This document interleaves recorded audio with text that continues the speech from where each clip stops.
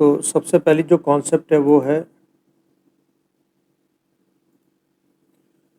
Electric potential energy. देखो, किसी भी पॉइंट चार्ज को यूनिट पॉइंट चार्ज को किसी भी पॉइंट चार्ज को इन्फिनिटी से किसी फील्ड के किसी जैसे पी पॉइंट तक लाने में जो भी वर्क डन करना पड़ेगा ना, उसको बोलते हैं हम पोटेंशियल एनर्जी। ठीक है, तो तुम्हें ध्यान रखना है कि दो पॉइंट चार्जेस हों, Q1 Q2। यहाँ पर जैसे कैपिटल Q और स्मॉल q है, r डिस्टेंस पर रखे हों, तो सिस्टम की पोटेंशियल एनर्जी हो जाती है K capital Q small q upon r। Scalar quantity है, ऐसा यूनिट जूल। ठीक है, नेक्स्ट यहाँ पर कुछ एग्जांपल्स हैं हमारे पास। कोई सिस्टम था, उसकी पोटेंशियल एनर्जी फाइंड आउट करवाई। Q1 और Q2 है।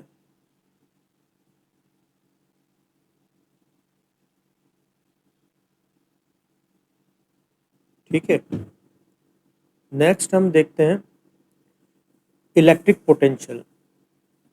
यहाँ पर क्या है, तुम 1 कूलम चार्ज को या यूनिट चार्ज को इन्फिनिटी से इलेक्ट्रिक फील्ड के किसी पॉइंट पी तक लाने में जो भी वर्क डन करना होता है, लेकिन ध्यान रखना हम लाएंगे कैसे, विथ यूनिफॉर्म वेलोसिटी। तो इस वर्क डन को हम बोलेंगे electric potential at that point. तो तुमको ध्यान रखना है कि क्यू पॉइंट से आर डिस्टेंस पर जो पोटेंशियल एनर्जी होगी, इलेक्ट्रिक पोटेंशियल होगा, it is K/Q/R। It is scalar quantity and SI unit is joule per coulomb या वोल्ट। ठीक है, यहाँ पर जैसे क्वेश्चन किया हुआ है, find the electric potential due to a point charge 3 microcoulomb which is place at origin eight eight point 43। ठीक है, तो 43 पॉइंट का जो डिस्टेंस हो गया वो 5 हो गया। तो पोटेंशियल एनर्जी K/Q/R। के की वैल्यू हमने 9 × 10⁻⁹ रख दी, क्यू की वैल्यू 3 × 10⁻⁻6 और डिस्टेंस 5 रख दी, तो इतना वोल्ट आ गया। ठीक है, अब relation between electric potential energy and electric potential. तो देखो, तुमको ध्यान रखना होगा U = QV के बराबर होता है। तो electric potential energy equal to charge into electric potential. ठीक है, अब जैसे ये तो तुमको दो पॉइंट चार्ज की पोटेंशियल एनर्जी पता है, K/Q1 Q2 अपॉन R। लेकिन तीन हो, तो जैसे तुमको यहाँ डायग्राम में दिख रहा है, तीन पॉइंट चार्जेस हैं Q1 Q2 और Q3। 1 और 2 के बीच में डिस्टेंस है R12। 2 और 3 के बीच में डिस्टेंस है R23। 1 और 3 के बीच में डिस्टेंस है R13। ठीक है, तो तुमको हर इंटरेक्शन को इन्वॉल्व करना है, जैसे 1 की 2 के साथ, 1 की 3 के साथ। ठीक है, अब 1 की दोनों के साथ हो गई, अब 2 की 1 के साथ ऑलरेडी हो चुकी है, तो अब 2 की 3 के साथ, और 3 की 1 के साथ भी हो चुकी है इंटरेक्शन, और 2 के साथ भी हो चुकी है। तो हम जैसे 1-2 के लिए लिख देंगे K/Q1 Q2 अपॉन R12, यानी 1 और 2 के बीच के डिस्टेंस। ऐसे 2 और 3 के बीच के डिस्टेंस से डिवाइड कर देंगे K/Q2 Q3 अपॉन R23 को। तो ये करके हम निकाल सकते हैं ना। जैसे यहाँ एग्जांपल में तुम्हें बताया हुआ है, तीन पॉइंट चार्ज जैसे 1 माइक्रोकूलम, -2 माइक्रोकूलम, 3 माइक्रोकूलम, इनके बीच की डिस्टेंस 2 मीटर है। तो हम इस तरह से इस फॉर्मूले में पुट करके पोटेंशियल एनर्जी 3 पॉइंट चार्जेस के सिस्टम की भी फाइंड आउट कर सकते हैं। अब देखो, एक डायपोल की वजह से इलेक्ट्रिक पोटेंशियल की वैल्यू ध्यान से समझेंगे। देखो, यहाँ पर देखो, ए पॉइंट पर एक नेगेटिव क्यू चार्ज रखा हुआ है, बी पॉइंट पर प्लस क्यू चार्ज रखा हुआ है। माइनस क्यू के कोऑर्डिनेट से -a,0, प्लस क्यू के कोऑर्डिनेट से a,0। इनके सेंटर से r डिस्टेंस पर एक लाइन जो है वो थीटा एंगल बना रही है। पी पॉइंट पर हमको पोटेंशियल फाइंड आउट करना है। ओके, तो तुम्हारे पास रिजल्ट आएगा। देखो, तुम्हारे पास रिजल्ट आएगा K/P cos theta upon R² minus A² cos² theta. ये रिजल्ट ध्यान रखना है ना। तो पोटेंशियल जो तुम्हें डायपोल की वजह से पोटेंशियल की वैल्यू होती है K/P cos theta upon R² minus A² cos² theta. अब अगर हम सपोज ये मान लें कि R is much larger than A, तो उस केस में हम अप्रॉक्सीमेटली लिख सकते हैं KP अपॉन आर स्क्वायर। ठीक है, ये ध्यान रखेंगे क्योंकि हमने ए स्क्वायर और कॉस स्क्वायर थीटा को निगलेक्ट कर दिया, तो उस केस में हम ये रिजल्ट ला सकते हैं। ठीक है, तो तुमको ये ध्यान रखना है, कोई भी डायपोल हो उससे आर डिस्टेंस पर which makes theta angle with dipole moment, हमको जो पोटेंशियल का वैल्यू मिलेगा KP cos theta upon R square minus a square cos square theta, और अप्रॉक्सीमेटली केस में V equal to KP by R square. ठीक है, next हमारे पास है relation between electric field intensity and dipole and potential difference. ठीक है, तो जैसे तो यहाँ पर तुमको ये रिलेशन ध्यान रखना है, E equal to minus DV by DR, बड़े काम का रिलेशन है। कोई दो पॉइंट जिनके बीच की डिस्टेंस DR हो, उनके बीच का पोटेंशियल डिफरेंस अगर DV है तो electric field equal to minus DV by DRR होगा। यहाँ पर नेगेटिव साइन जो है वो बताता है कि इलेक्ट्रिक फील्ड की डायरेक्शन उस तरफ होगी जहाँ पर पोटेंशियल डिक्रीजिंग। ठीक है, जिस तरफ पोटेंशियल कम होता है उधर इलेक्ट्रिक फील्ड इंटेंसिटी की डायरेक्शन होती है।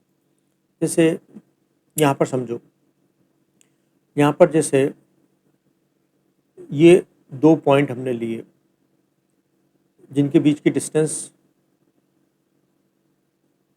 अच्छा जैसे कोई Q चार्ज है, उससे R डिस्टेंस पर कोई पॉइंट है, 2 मीटर की डिस्टेंस पर एक पॉइंट है और एक 3 मीटर की डिस्टेंस पर पॉइंट है, तो A पर जो पोटेंशियल हो जाएगा KQ/2, B पर पोटेंशियल हो जाएगा KQ/3।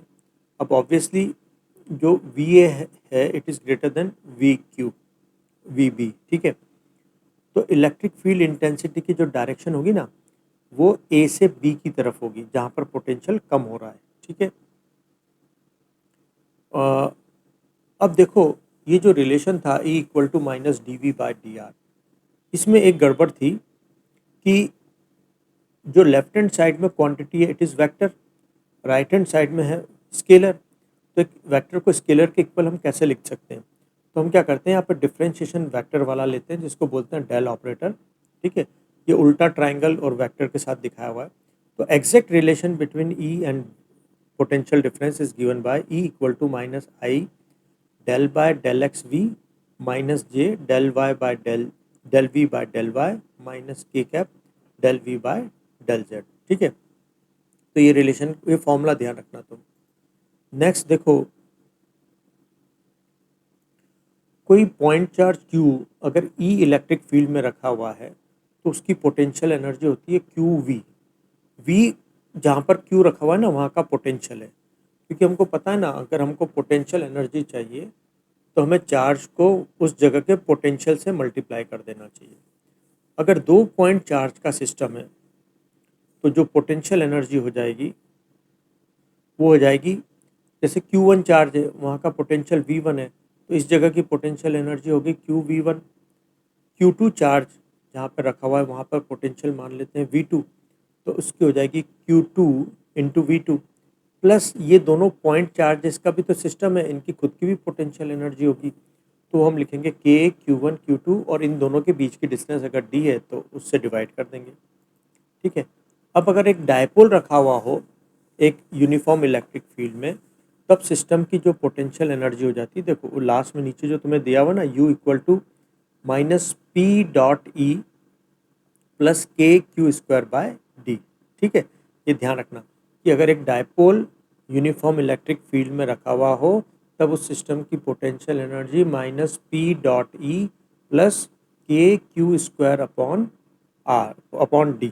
ठीक है, अच्छा यहाँ पे भी नेगेटिव साइन आएगा क्योंकि Q एक पॉजिटिव और एक नेगेटिव है, तो यहाँ पर देखो करेक्शन कर लेना, U equal to minus P.E minus KQ² by D।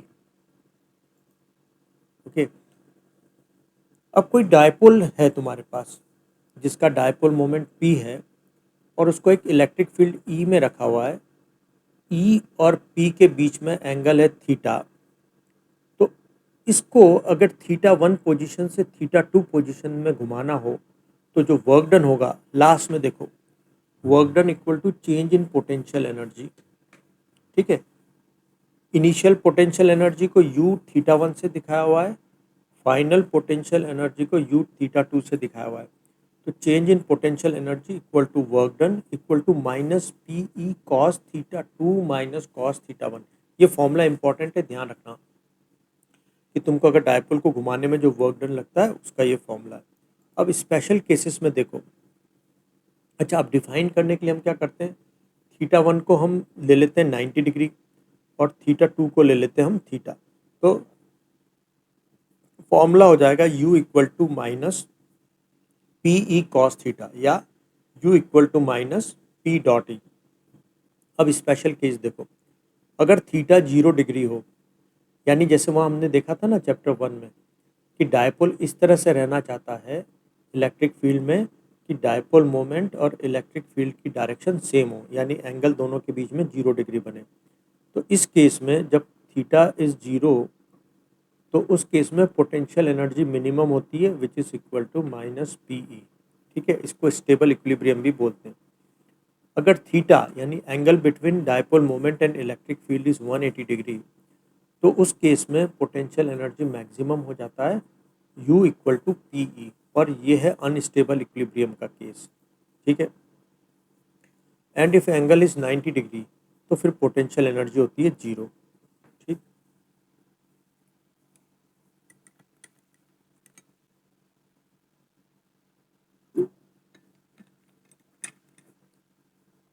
देखो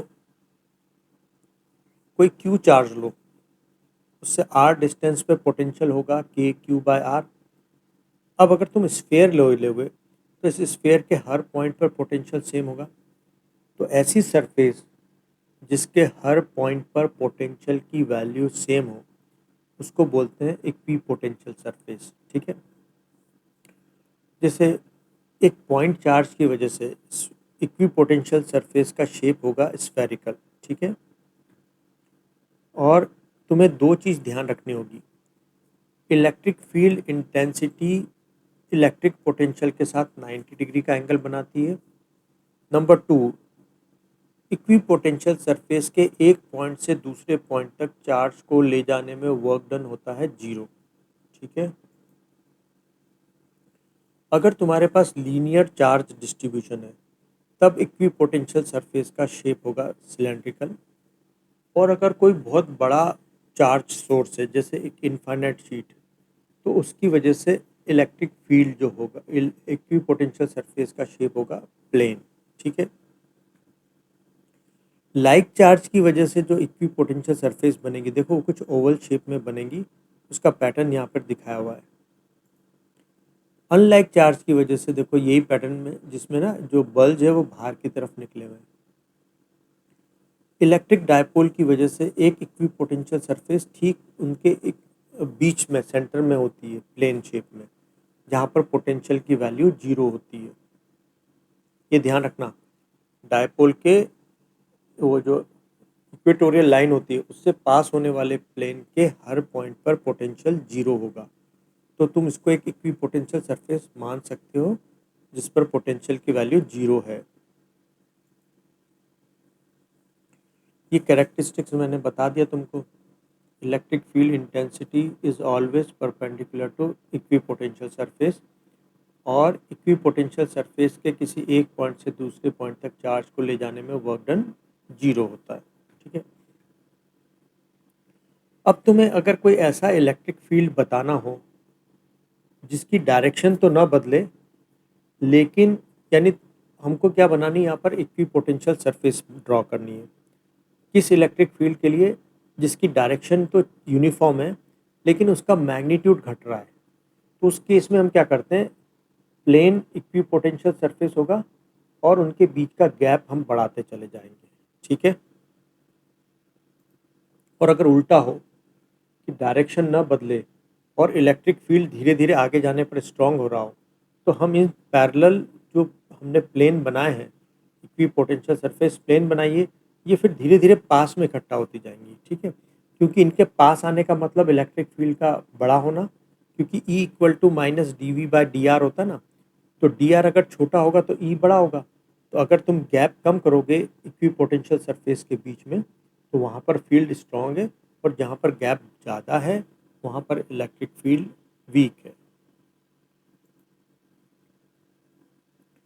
यहाँ पर कोई क्वेश्चन दिया हुआ है कि भाई एक डायपोल को यूनिफॉर्म इलेक्ट्रिक फील्ड में घुमाने में वर्क डन कितना करना पड़ेगा, तो वो हम देख सकते हैं minus P E cos theta two minus cos theta one से होगा। ठीक है, इसमें बोला हुआ है अ dipole having charge 2 microcoulomb and distance between charges is 2 millimetre. अब इसको हमने स्टेबल इक्विलिब्रियम का मतलब पी और ई के बीच में एंगल 0 डिग्री है, को अनस्टेबल इक्विलिब्रियम तक घुमा दिया, मतलब पी और ई के बीच में एंगल 180 डिग्री है और इलेक्ट्रिक फील्ड है 4 न्यूटन पर कूलम का, तो वर्क डन निकालना है। तो पहले तुम पी निकाल लो, पी इक्वल टू होता है क्यू इंटू डी। तो क्यू हमको दिया हुआ है 2 माइक्रोकुलम, तो 2 into ten raise to power minus six. D दी हुई है 2 मिलीमीटर, तो 2 into ten raise to power minus three. तो हमें डायपोल मिल गया। अब वर्क डन होता है minus P E cos theta two minus cos theta one. तो थीटा टू की वैल्यू है 180 डिग्री, थीटा वन है यहाँ पर जीरो, तो कॉस 180 होता है minus one and cos zero is one. तो हम वर्क डन ऐसे कैलकुलेट कर सकते हैं। ठीक है, अब है इलेक्ट्रोस्टैटिक्स ऑफ कंडक्टर। ठीक है, तो टोटल 6 पॉइंट है, तुमको इस डायग्राम से ध्यान रखने चाहिए।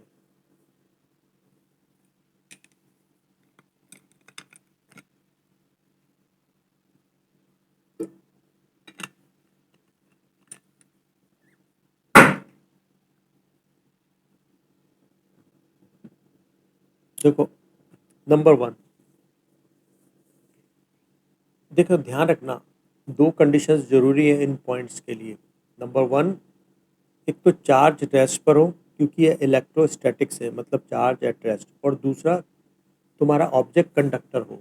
ठीक है, उस केस में number one, electric field lines हमेशा चार्ज सरफेस से 90 डिग्री पर जाएंगी। ठीक है, दूसरा, कंडक्टर के अंदर इलेक्ट्रिक फील्ड जीरो होगा। ठीक है, नंबर थ्री, जितना भी एक्सेस चार्ज है वो सरफेस पर रहता है, अंदर नहीं रहता। ठीक है, नंबर फोर, कंडक्टर के अंदर किसी पॉइंट से लेकर सरफेस तक पोटेंशियल का वैल्यू कांस्टेंट रहता है। ठीक है, नंबर फाइव,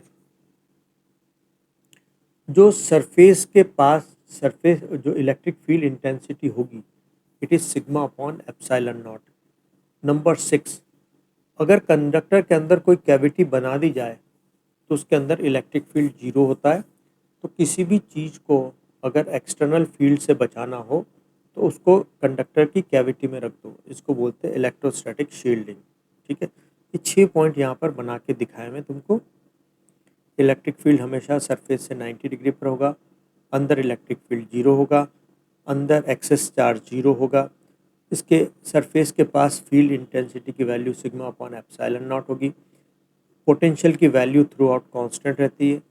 अगर अंदर किसी कंडक्टर के अंदर अगर कैविटी में किसी भी ऑब्जेक्ट को रखा जाए तो it is shielded from outside electric field. ठीक है, इसको इलेक्ट्रोस्टैटिक शील्डिंग बोलते हैं। ठीक है, यहाँ पर ये वही पॉइंट्स को बताया हुआ है कि अंदर इलेक्ट्रिक फील्ड जीरो होता है। ठीक है, एक्सेस चार्ज हमेशा सरफेस पर होता है, इलेक्ट्रिक फील्ड इंटेंसिटी हमेशा सरफेस से 90 डिग्री का एंगल बनाती है, और कंडक्टर के अंदर किसी भी दो पॉइंट पर पोटेंशियल की वैल्यू सेम होती है, और फील्ड इंटेंसिटी कंडक्टर के पास होती है सिग्मा अपॉन एप्सिलॉन नॉट। और इलेक्ट्रोस्टैटिक शील्डिंग बता दिया कि अंदर इलेक्ट्रिक फील्ड जीरो होने से हम किसी भी चीज़ को एक्सटर्नल फील्ड से बचा सकते हैं। अब देखो, डाइलेक्ट्रिक स्ट्रेंथ क्या होती है। कोई भी कंडक्टर हो, वो इंसुलेटर तब तक बना रहता है जब तक कि एक फील्ड की एक लिमिट होती है। ठीक है, जैसे एयर है, एयर इंसुलेटर भी है और कंडक्टर भी बन सकती है। अब अगर इलेक्ट्रिक फील्ड की वैल्यू इतनी बढ़ा दो, जैसे मान लो कोई एयर का मॉलिक्यूल किसी इलेक्ट्रिक फील्ड में रखा हुआ है, तो इलेक्ट्रिक फील्ड क्या करता है कि न्यूक्लियस को तो अपने डायरेक्शन के अलोंग पुश करता है और इलेक्ट्रॉन्स को अपनी तरफ पुल करता है। यानी इलेक्ट्रॉन्स को फील्ड के अपोजिट डायरेक्शन में फोर्स लगता है और न्यूक्लियस को इलेक्ट्रिक फील्ड के अलोंग फोर्स लगता है, तो ये उसको तोड़ना चाहता है। तो अब जैसे जैसे फील्ड बढ़ेगा तो एक कंडीशन ऐसी आएगी कि इलेक्ट्रॉन नॉकआउट हो जाएगा और अब ये जो एयर है ये कंडक्टर बन जाएगी। तो इलेक्ट्रिक फील्ड की वो मैक्सिमम वैल्यू जब तक कोई मटेरियल इंसुलेटर रहता है उसको बोलते हैं उसकी डाइलेक्ट्रिक स्ट्रेंथ। जैसे एयर की डाइलेक्ट्रिक स्ट्रेंथ होती है 3 × 10⁻⁶ वोल्ट पर मीटर। ठीक है, अब जैसे हम तीन बात करेंगे यहाँ पर, कैपेसिटी, कैपेसिटेंस और कैपेसिटर की। जैसे मान लो एक गिलास है, उसमें तुम कितना वाटर भर सकते हो ये उसका वॉल्यूम डिसाइड करता है। ठीक है, यानी इस ग्लास की कोई वाटर होल्डिंग कैपेसिटी है। ऐसे ही कोई ऑब्जेक्ट है वो कितने चार्ज स्टोर कर सकता है उसकी एक लिमिट होती है। वो डिपेंड करती है geometry of conduct object and surrounding medium, है ना। कोई ऑब्जेक्ट कितना चार्ज स्टोर करेगा ये डिपेंड करता है उसकी ज्योमेट्री पर और दूसरा सराउंडिंग मीडियम पर। जैसे मान लो एक तुम्हारे पास स्फीयर है मेटल का जिसका रेडियस है 1 सेंटीमीटर। अब ये कितना चार्ज स्टोर कर पाएगा वो डिपेंड करेगा, इस पे उतना ही चार्ज स्टोर हो सकता है जब तक कि इसकी एयर जो इसके पास में है वो इंसुलेटर रहे। ठीक है, ये एयर में रखा हुआ है। तो हमको पता है कि इलेक्ट्रिक फील्ड होता है KQ/R² स्फीयर की वजह से। इस इलेक्ट्रिक फील्ड इंटेंसिटी की वैल्यू एयर की डाइलेक्ट्रिक स्ट्रेंथ से कम होनी चाहिए, मतलब 3 × 10⁻⁻⁶। तो तुम ई की जगह KQ/R² रख दो और इसकी वैल्यू 3 × 10⁻⁻⁶ से कम होनी चाहिए। तो इस तरह से तुम क्यू कैलकुलेट कर सकते हो कि कोई मेटल का स्फीयर कितना मैक्सिमम चार्ज स्टोर कर सकता है। तो ये होती है उसकी कैपेसिटी, चार्ज होल्डिंग कैपेसिटी। अब हमको अगर किसी मटेरियल की चार्ज होल्डिंग कैपेसिटी पता करनी हो तो एक फिजिकल क्वांटिटी है जिसको हम बोलते हैं कैपेसिटेंस। कैपेसिटेंस को C से डिनोट करते हैं और ये किसी सब ऑब्जेक्ट की चार्ज होल्डिंग कैपेसिटी को मेजर करके बताता है। और कैपेसिटर वो डिवाइस होती है जो किसी चार्ज को स्टोर करती है। ओके, अब सुने, ये हो गया है तो न्यूमेरिकल है। अब कैपेसिटेंस जैसे मैंने बताया कि जैसे जैसे तुम किसी ऑब्जेक्ट को चार्ज दोगे उसका वोल्टेज पोटेंशियल बढ़ता है। तो Q is proportional two volt potential. यहाँ पर एक इस इनइक्वालिटी को इक्विलिटी में कन्वर्ट करने के लिए हम एक कांस्टेंट इंट्रोड्यूस कराते हैं, C से डिनोट करते हैं, उसको बोलते हैं कैपेसिटेंस। ये एक्चुअली बताता है किसी सब्सटेंस की charge holding capacity. Okay, it is a scalar quantity, इसकी ऐसा यूनिट है फैराड। और सी डिपेंड करता है दो चीज़ों पर, एक तो ज्योमेट्री ऑफ कंडक्टर और दूसरा सराउंडिंग मीडियम। ठीक है, तो सी इक्वल टू हो जाएगा Q/V। ठीक, ये फॉर्मूला ध्यान रखना, Q = CV। अब अगर मैं किसी सब्सटेंस पर इतना चार्ज दूं कि उसका वोल्टेज 1 हो जाए तो C = Q हो जाएगा। तो capacitance is numerically equal to value of charge which can produce electric potential of 1 volt. ठीक है, तो किसी ऑब्जेक्ट को तुम इतने चार्ज दो कि उसका पोटेंशियल 1 हो जाए, 1 वोल्ट हो जाए, तो जो चार्ज की न्यूमेरिकल वैल्यू होगी वो न्यूमेरिकली कैपेसिटेंस के इक्वल होगी। ठीक है, अब फैराड बड़ी यूनिट है तो कुछ छोटी यूनिट भी है। मिली फैराड मतलब 10⁻³ farad, micro farad 10⁻⁻6 farad, nano farad 10⁻⁻9, pico 10⁻⁻12। ठीक है, अब अलग अलग तरह के कैपेसिटर हो सकते हैं, parallel plate capacitor, spherical capacitor और सिलेंड्रिकल कैपेसिटर। तो हम बात करेंगे अब पैरेलल प्लेट कैपेसिटर की। मेटल की दो प्लेट एक दूसरे को फेस करती हुई रखी हुई है, इस असेंबली को हम बोलते हैं पैरेलल प्लेट कैपेसिटर। ठीक है, तो यहाँ जैसे तुम डायग्राम में देख सकते हो, अब इस पैरेलल प्लेट कैपेसिटर को मैं जैसे बैटरी से जोड़ूंगा तो चार्ज हमको पता है कि हाई पोटेंशियल से लो पोटेंशियल की तरफ जाते हैं जब तक कि पोटेंशियल दोनों का बराबर ना हो जाए। ठीक है, तो बैटरी के प्लस टर्मिनल से चार्ज जाएंगे capital Q left hand side वाली शीट पर और नेगेटिव चार्ज जाएंगे बैटरी के नेगेटिव टर्मिनल से, ठीक है। अब ये जो पैरेलल प्लेट कैपेसिटर है, इसकी इनके प्लेट के बीच की डिस्टेंस मान लो d है और प्लेट का एरिया a है, तो इसका कैपेसिटेंस का फॉर्मूला हो जाता है C equal to A epsilon naught by D, ठीक है। अगर बीच में एयर भरी हुई हो और अगर प्लेट के बीच में कोई मीडियम हो तब C इक्वल टू होता है A एप्सिलॉन अपॉन डी। ऊपर था एप्सिलॉन नॉट जो एयर या वैक्यूम के लिए है, नीचे है एप्सिलॉन जो मीडियम के लिए है, ठीक है। और हमको पता है कि एप्सिलॉन इक्वल टू होता है epsilon naught into epsilon R, क्योंकि हमने पिछले चैप्टर में पढ़ा था एप्सिलॉन आर इक्वल टू होता है एप्सिलॉन अपॉन एप्सिलॉन नॉट, ठीक है। अब सुने, ये तो न्यूमेरिकल हो गए तुम्हारे पास, या सीधा सा इस फॉर्मूले का यूज़ है, एरिया प्लेट का एरिया एप्सिलॉन अपॉन दोनों प्लेट के बीच की डिस्टेंस। जैसे यहाँ सर्कुलर है तो तुम सर्कुलर एरिया लोगे पाई आर स्क्वायर, ठीक है।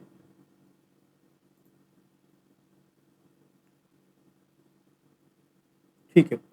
अब कोई कैपेसिटर है जिसका पोटेंशियल V है, चार्ज Q है, तो उसकी जो पोटेंशियल एनर्जी होगी ना, कैपेसिटर की जो एक चार्ज कैपेसिटर की जो पोटेंशियल एनर्जी होगी, it is Q square upon 2C, या तीन फॉर्मूले हमारे पास, half CV square, Q square upon 2C, या हाफ QV, ठीक।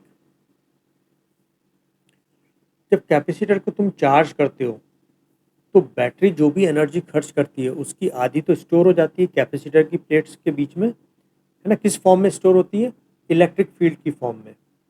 जैसे तुमने बैटरी कनेक्ट की कैपेसिटर से, तो बैटरी की केमिकल एनर्जी कन्वर्ट होती है इलेक्ट्रिक एनर्जी में, और फिर इस इलेक्ट्रिक एनर्जी का आधा तो हिस्सा चला जाता है हीट एनर्जी की फॉर्म में, और आधा स्टोर हो जाता है प्लेट के बीच में इलेक्ट्रिक फील्ड बन करके, ठीक है। तो ये यहाँ पर बात बताई गई है तुम्हें। अब जैसे कैपेसिटर की प्लेट्स हैं, इसके बीच के जो वॉल्यूम है, उस पूरे वॉल्यूम में इलेक्ट्रिक फील्ड बन गया। तो मान लो प्लेट का एरिया A, डिस्टेंस D, तो वॉल्यूम कितना हो गया AD। AD में टोटल कितनी एनर्जी स्टोर होगी? Half CV square. तो यूनिट वॉल्यूम में कितनी एनर्जी स्टोर होगी? तो per unit volume stored energy is known as energy density. तो वो हो जाती है हाफ एप्सिलॉन ई स्क्वायर। ध्यान रखना ये फॉर्मूला काम का है, एनर्जी डेंसिटी का फॉर्मूला होता है हाफ एप्सिलॉन ई स्क्वायर, ठीक है। अब कैपेसिटर्स के कॉम्बिनेशन, सीरीज कॉम्बिनेशन तुम्हारे सामने है। अगर तुम इस तरह से जोड़ो कि सारे कैपेसिटर्स पर चार्ज सेम हो लेकिन पोटेंशियल अलग अलग हो, तब इस कॉम्बिनेशन को हम बोलते हैं सीरीज कॉम्बिनेशन।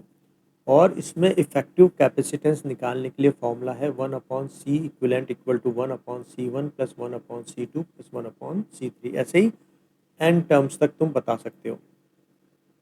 पैरेलल में जोड़ने पर पोटेंशियल सेम हो जाता है, चार्ज डिफरेंट होते हैं, और वहाँ पर फॉर्मूला होता है C1 plus C2 plus C3, है ना।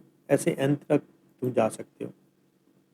अब यहाँ पे कुछ क्वेश्चन है, जैसे जैसे ये क्वेश्चन है, तुमको तीन कैपेसिटर्स दिए हुए हैं, 1 माइक्रोफेरड का, 2 माइक्रोफेरड का, 3 माइक्रोफेरड का, 10 वोल्ट की बैटरी से कनेक्ट कर दिया। इक्विवेलेंट कैपेसिटेंस पूछा है, तो इक्विवेलेंट कैपेसिटेंस कैसे आ जाएगा? Formula 1/C equivalent equal to 1/C1 plus 1/C2 plus 1/C3। इसको सॉल्व कर देना, 6/11 आ जाएगा। अब हर एक कैपेसिटर पर चार्ज कितना है ये बताना है। तो तुमको पता है Q इक्वल टू होता है CV, तुम्हें इसका कैपेसिटेंस पता है, ओके। अब पहले ना इसका वोल्टेज निकालना पड़ेगा। हमको चार्ज निकालना है ना, इसका कैपेसिटेंस तो हमें पता है लेकिन इसका वोल्टेज नहीं पता। ये जो 10 वोल्ट है ना, ये इन तीनों कैपेसिटर को अलग अलग मिलेगा। तो V निकालने के लिए होता है, तो पोटेंशियल हमको निकालना होगा ना, एक मिनट, ओके। अब देखो सीरीज में जुड़े हुए हैं तो तीनों पर चार्ज सेम आता है, ठीक है। अगर इन तीनों की जगह अगर हम एक कैपेसिटर यूज़ करते तो उसका कैपेसिटेंस होता है 6/11। तो 6/11 को अगर 10 वोल्ट से जोड़ोगे तो टोटल चार्ज हो जाएगा CV। तो C इंटू वी करेंगे तो 60/11 आ जाएगा, तो 60/11, ठीक है। तो यानी सभी पर जो चार्ज आएगा ना, इट इज़ 60/11। अब तुम्हें इन सबका अलग अलग पोटेंशियल निकालना है ना, तो पोटेंशियल होता है Q अपॉन सी। तो सब पे चार्ज तो 60/11 है। जैसे पहले वाले कैपेसिटेंस की वैल्यू 1/1 × 10⁻⁻6 रख दोगे तो पहले वाले पर पोटेंशियल आ जाएगा 60/11। ऐसे दूसरे वाले पे निकाल लो, ऐसे तीसरे वाले पे निकाल लो। सभी की पोटेंशियल एनर्जी निकालनी है और एक सिंगल सबकी कंबाइंड निकालनी है और सबकी अलग अलग भी निकालनी है। तो तुम्हें जब कंबाइंड निकालनी हो तो half C equivalent into V square कर देना। तो इक्विवेलेंट इसका 6/11 माइक्रो है, तो माइक्रो फेरड है। तो इस और वी की वैल्यू 10 रख दोगे तो 100 से मल्टीप्लाई करके आ जाओगे। फर्स्ट वाले की निकालनी तो हाफ C1V1 स्क्वायर। तुम्हें कैपेसिटी वोल्टेज सबका अलग अलग पता है, उससे मल्टीप्लाई कर देना। फिर नेक्स्ट क्या है, हीट लॉस। देखो इसने जितनी एनर्जी स्टोर करी ना, ये जैसे 600/22 माइक्रोजूल, इसका आधा हीट लॉस हो जाएगा। तो हीट लॉस देखो, बैटरी जो भी वर्क डन करती है वो Q इंटू वी होता है। तो बैटरी ने टोटल 60/11 चार्ज भेजे 10 वोल्ट पर, तो ये बैटरी का वर्क डन है। इसका हाफ वर्क डन बैटरी कर दो और एनर्जी स्टोर को सब्ट्रैक्ट कर दो, तो इसका जो हाफ हो जाएगा ना वो हीट लॉस हो जाएगा। ठीक है, तो इस तरह से बाकी भी सारे तुम कर सकते हो, मैंने एक तरीका तुम्हें समझा दिया। अब ये इंपॉर्टेंट टॉपिक है ना, यहाँ से क्वेश्चंस फ्रेम हो सकता है कि तुम अगर प्लेट के बीच में कोई डाइलेक्ट्रिक स्लैब मतलब इंसुलेटर डालते हो तो उससे कैपेसिटेंस पर क्या इफेक्ट पड़ता है वो समझते हैं। जैसे हमारे पास ये कोई कैपेसिटर है, पैरेलल प्लेट कैपेसिटर है। इसकी प्लेट का एरिया A, दोनों प्लेट के बीच की डिस्टेंस D, और बीच में अगर मीडियम एयर है तो कैपेसिटेंस होता है A ε0/D। ठीक, अब इसकी प्लेटों के बीच में मैं कोई स्लैब डाल रहा हूँ। स्लैब हो सकती है कंडक्टर हो या इंसुलेटर हो। कंडक्टर हो तो देखो इफेक्टिव कैपेसिटेंस कंडक्टिंग, जैसे मान लो दोनों प्लेट के बीच की डिस्टेंस है D, प्लेट की थिकनेस है T, और ये कंडक्टिंग है। तो अब इसको डालने पर जो तुम्हारे पास कैपेसिटेंस हो जाएगा वो A ε0/D - T हो जाएगा, बढ़ जाएगा। लेकिन अगर वो इंसुलेटिंग हो तब तुम्हारा जो ये है कैपेसिटेंस वो हो जाएगा A ε0D - T 1 - 1/K। ये ध्यान रखना, अगर कंडक्टिंग हो तो A ε0/D - T, क्योंकि वहाँ पर K इनफाइनाइट होता है मेटल के लिए। लेकिन अगर इंसुलेटर हो तो A ε0D - T 1 - 1/K। लेकिन अगर ये फुली फिल्ड हो, यानी जितना D दोनों के बीच में गैप है, D विड्थ की ही स्लैब डाल दो तो तुम्हारे पास हो जाएगा KA ε0/D। ये फॉर्मूला ध्यान रखना। अब कैपेसिटेंस K टाइम्स बढ़ जाएगा। K क्या है, उस मीडियम का डाइलेक्ट्रिक कांस्टेंट जो हमने पढ़ा था ना फर्स्ट चैप्टर में, रिलेटिव परमिटिविटी εr या K, वो जो ε/ε0 के बराबर होता है। तो तुमको ये बात ध्यान रखनी है कि अगर दो प्लेट के बीच में तुम मेटल का स्लैब डालते हो तो मीडियम का तो अब कैपेसिटेंस हो जाता है A ε0/D - T। अगर डाइलेक्ट्रिक मीडियम की डालते हो तो A ε0/D - T 1 - 1/K। अगर फुली फिल्ड हो तो मेटल के केस में तो इनफाइनाइट हो जाता है, और अगर इंसुलेटर फुली फिल्ड हो तो फिर K टाइम्स A ε0/D, यानी जो हवा में थी कैपेसिटेंस उसका K टाइम्स हो जाएगा। ठीक है, स्फेरिकल का तो तुम्हारे को छोड़ देना, इसका तो मुश्किल ही आएगा, ये क्वेश्चन नहीं आएगा। अब तुम्हारे पास वेंटी ग्राफ जनरेटर है। ये क्या करता है, हाई पोटेंशियल का किसी जो हाई पोटेंशियल क्रिएट कर देता है किसी डिवाइस ऑब्जेक्ट पर, है ना। तो जैसे ये मेटल का एक स्फीयर बड़ा सा डोम रख लिया, बीच में दो पुली हैं। यहाँ से तो संभावना कम है कि कुछ आ जाए क्वेश्चन। यहाँ पर बस एक बात ध्यान रखना, कोई भी इनर स्फीयर जो होता है, मान लो दो कॉन्सेंट्रिक स्फीयर्स रखे मेटल के, तो अंदर वाले का पोटेंशियल हमेशा बाहर वाले से हायर होता है, इस बात का ध्यान रखना।